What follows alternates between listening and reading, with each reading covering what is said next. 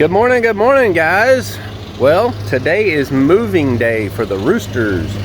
These three roosters right here, I've got to get them over into this pen, and I'm probably gonna have to go buy a tarp to put over top of it so they have some shade.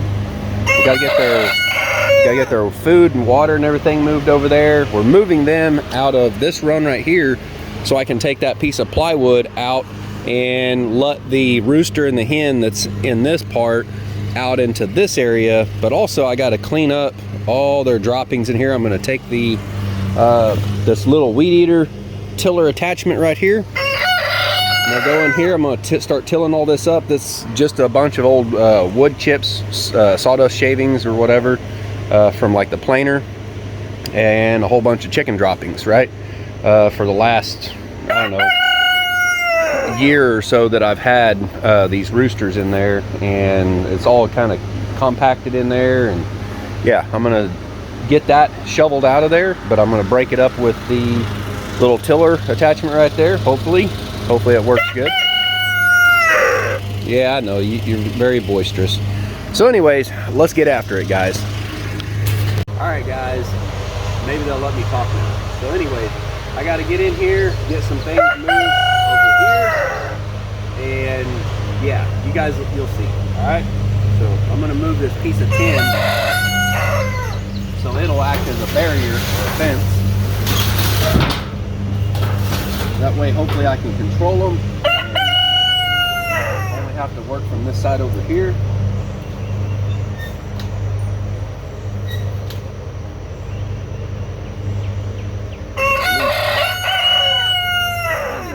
Keep that open. Let me see if I can get the bungee cord out here.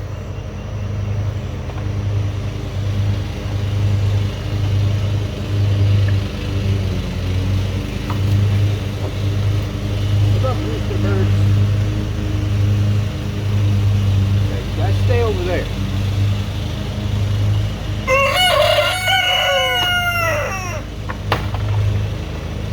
Alright, let me get this right here.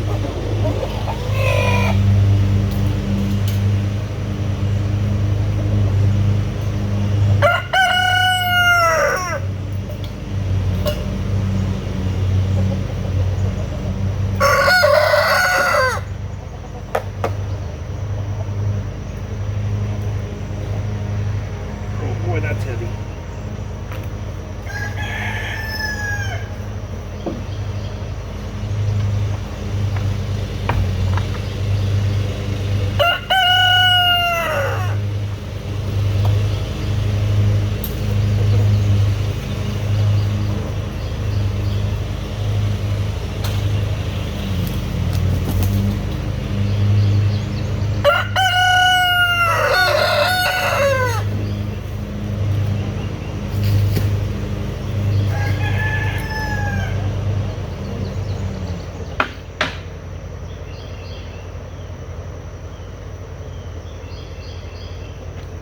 You guys made a major mess.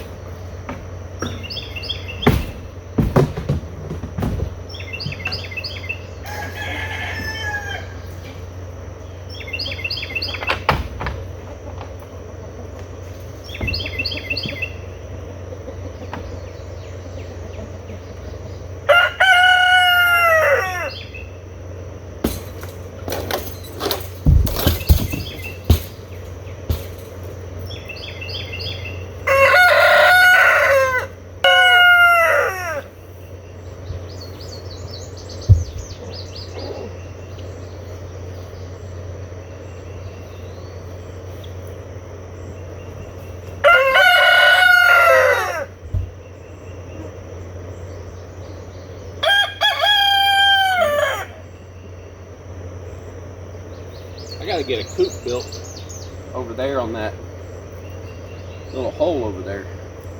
Anyways, all right, let's get these roosters over there.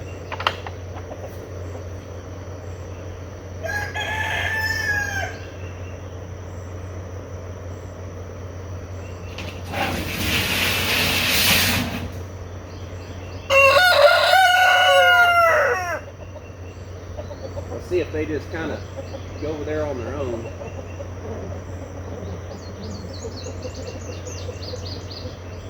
There you go.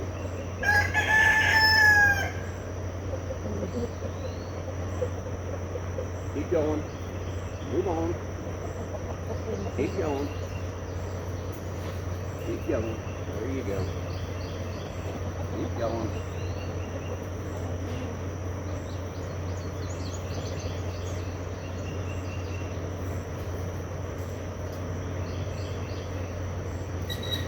I think that went pretty well.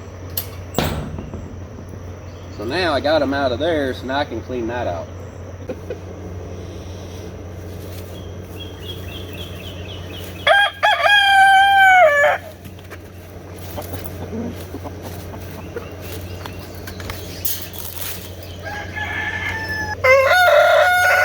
Alright guys, so now I guess all that's left to do, man, it's hot.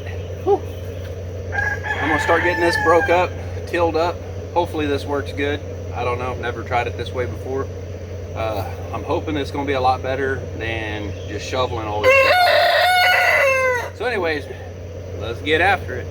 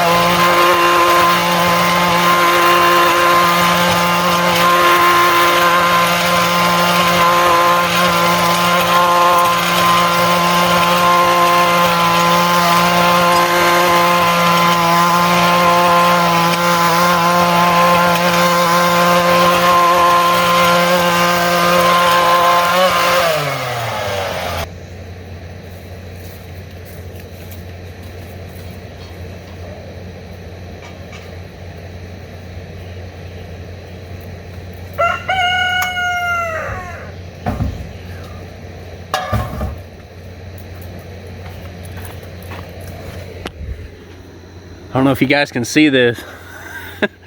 I am sweating pretty good. There is no wind today at all. And it's getting hot already. It's at least 85 right now. It was 80 earlier when I first started this video. That weed eater done pretty good. Let's go ahead and get this raked and shoveled and out of here so we can get this piece of plywood right here pulled off the wall and let the grandpa and little red have this run right here. And then I'm gonna have to go into town and get a tarp for the this chicken run over here and get that hole in their fence covered up with something. I don't know what I'm gonna do exactly for that, but I got to get some shade for them so they're not out in the sun.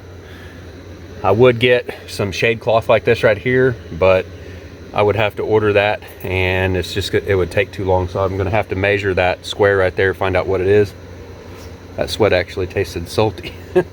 I haven't sweated in a good bit. Another thing on my health, that I discovered is I'm low on potassium. Actually, pretty darn low on potassium. So I've taken 3 pills in the last 24 hours of potassium and drank a Gatorade. And when I drank that Gatorade, that's when I felt like the ability to sweat, I guess. I was concerned about coming out here and doing this kind of work with my potassium being that low. I actually just discovered this last night watching a video. I had every single symptom, the twitching eyelid, muscle cramps, things like that. This muscle up here in my chest that's been hurting is actually this muscle right here. It's not my heart. So I would be getting those chest pains thinking it felt like a heart attack, and thinking it's my ulcer and my esophageal erosions, which my ulcer and my esophageal erosions was kind of contributing to that. And I think me being on sucralfate or carafate for so long has actually contributed to my low potassium. You know, that sucralfate or carafate coats your insides, right, and will make it to where you don't get all the nutrients from your food and stuff. So that's been a big factor here lately. So I've got to drink lots of water, lots of Gatorade, and take my potassium tablets. So whew, it feels good to finally be able to get out here and do some physical work and not feel like I'm gonna freaking fall over dead. But yeah, that's what it was. I figured it out whenever I took that first potassium, and all of a sudden, you know, within minutes, the pains and stuff in those muscles, especially this one here, is still a little sore, but not terrible. And it's not my heart. That's a good thing. But had it been left, you know, unnoticed, you know, not knowing what it was, it could have been fatal. So definitely watch out for stuff like that. I did not realize that my potassium was that low. Last time I'd went to the ER, they said, yeah, your potassium's a little bit low, but nothing to be concerned about. And then I watched a video on YouTube last night. I shared it on my Facebook. It's an actual doctor that made the video and explained the symptoms and everything. And you know what? At the ER, they told me there was no symptoms to having low potassium. So they lied to me. The doctor on the internet told me the truth, basically in his video, not telling me, everybody, that, you know, there are these symptoms that are easily overlooked by any doctor. And I said, you know what, that's crazy, because I've had those little, like, your eyelid will start twitching and you wake up and you got a muscle cramp in your leg or something. I always thought that was magnesium deficiency. But anyways, yeah, got that figured out. And so now I'm taking stuff to manage that and everything, taking some potassium, just over-the-counter stuff that anybody can get at the store. Now, you can get too much potassium, so be careful about that too. That's what I was told. I don't know much about it. I just know that it's possible. So anyways, let's get after it. Back at work, guys.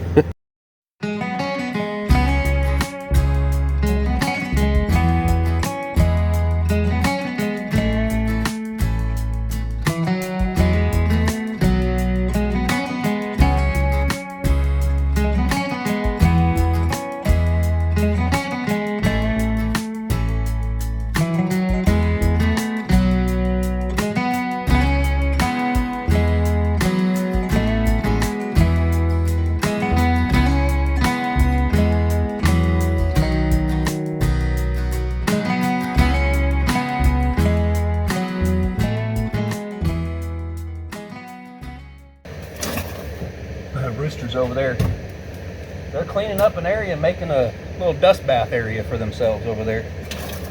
They're tearing up all the grass and everything so they can get into the dirt. They're already adapting.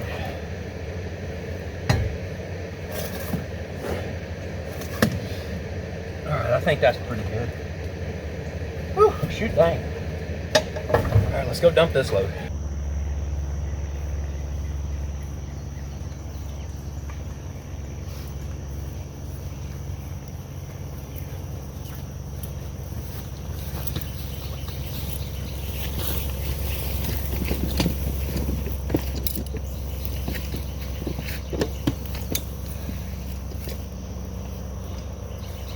All right, guys, so this right here is an old pile of sawdust from the sawmill, and I'm dumping the chicken litter in here, and I'm gonna end up blending all of this together, maybe with the weed eater. I may shovel it into the cement mixer and mix it up like that. I really don't know right now. I'm gonna do that at a later date. I'm gonna have to build some little raised beds for potatoes. I wanna start growing some potatoes, but I've got to get some seed potatoes first. I've got some that looks like they're starting. There's just some old baby red potatoes that has been sitting in the refrigerator for a while. I've got them sitting outside, just room temperature right now, and it looks like they're going to start chitting. So, and that's, I guess, what you call it when a potato starts sprouting the eyes or whatever, and start rooting out basically. So anyways, I'm gonna dump this stuff right here, guys. This right here is just some of the nicest dirt that you'll ever probably find. All right, it's wood shavings and chicken litter blended together, and it's nice and loose. It doesn't really compact real great.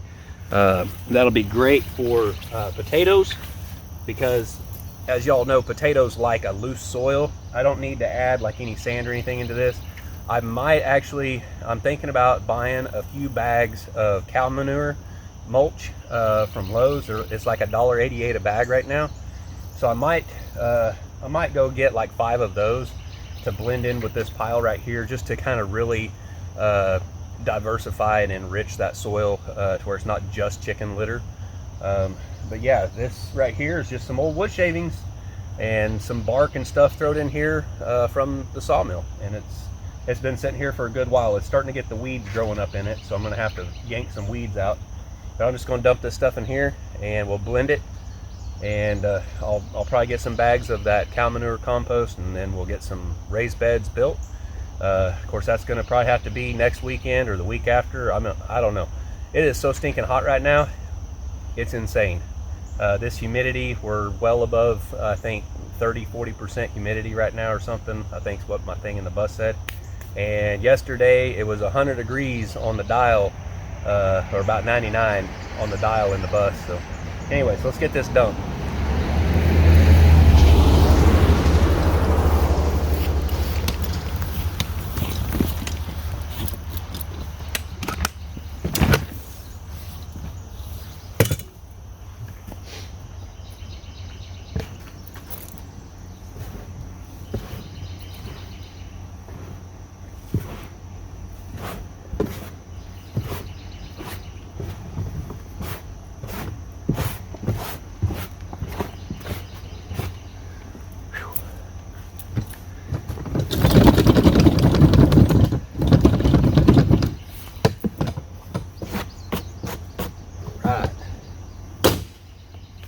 You'd think they'd make these carts a little better. That thing right there, for some reason, it's got a hole in it now. But, oh well. All right, guys, got that dumped. Let's take the cart back over there. It's a chicken coop. Whew. It is already, I don't know if I told you guys this before, but it's hot. It's really hot out here. A few weeks ago when I was on that blood pressure medicine they had put me on, I couldn't be out here in this heat. I'd have done fell over. I think that was another thing that was depleting my potassium. Check this out. See? They're dust bathing already. They're tearing up all the grass. Dust bathing. They got to do that to try to stay cool. Guys, do not spray your chickens with water to try to cool them off. Make them a dust bath area. That's what cools them off. Spraying them with water will actually overheat them. I know there's some people out there that should know that, but apparently they don't. So anyways, let's get this out of here. Yeah, don't spray your chickens with water unless you have like just a mist or something that they can get into to, you know, have a little bit of cooling effect or whatever. But if you soak your chickens, it'll actually cause them to overheat. So, all right, let's see. How did I put this on here? It looks like I hammered a few nails in it.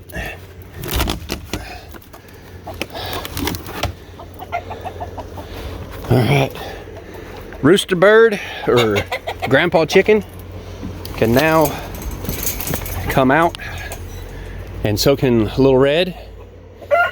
She can come out. She's got a whole run, both of them to themselves. That's super awesome. I think they don't know what to think. What do you think? Come on out here. I'm also gonna need to clear out underneath there. Yeah, let me get that plastic out of here. Somebody threw some hot dog buns or something in here. Got lots of chicken litter in there from them. Whew, man, it's hot. It's hot, it's hot, it's hot. I don't know if I told you guys yet or not, but it's hot out here. But there you go. What do you think, Grandpa? You know you got a whole bunch of baby chicks in the house, right? He's like, do what? Say what? What'd you say to me? I got what? Excuse me? I don't think so. Well, there you go, guys. I think that's going to make a video for today. I am already about completely wore out. I'm going to go in and relax, rest up a little bit, go inside. I already said that. I got stuff blocking the door now. Shoot dang. Let's clear this out. I made a little mess here. All right, hopefully the door will close now. Something's still in the way. I don't know if it's right there or what. I'm probably gonna have to dig some of this stuff out. Excuse me.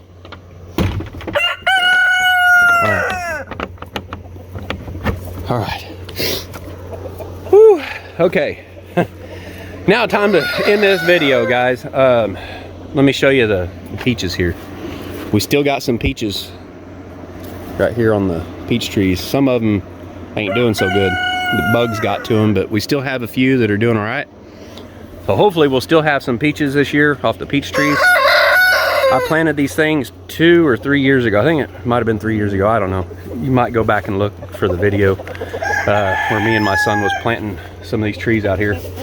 We lost some of them. Oh man, it's hot and humid. Whew. Good Lord. Now these sun shirts right here, I got this one from Walmart. I actually got 3 of them. I got two of them just like this right here, this white color and short sleeve, and I got one that's long sleeve, and oh my gosh, I cannot wear that one that's long sleeve. It just, my arms gotta breathe, y'all. They gotta breathe. But yeah, I'm gonna go grab a tape measure. I'm gonna measure this right here. I think this is a 10 by 10 or a 12 by 12, I don't know.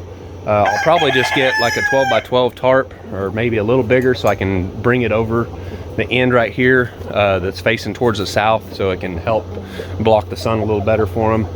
I don't know, I'll have to go see what I can get. I'll probably just go to Harbor Freight and find a good tarp or something and get it put on here, get some bungee cords and all.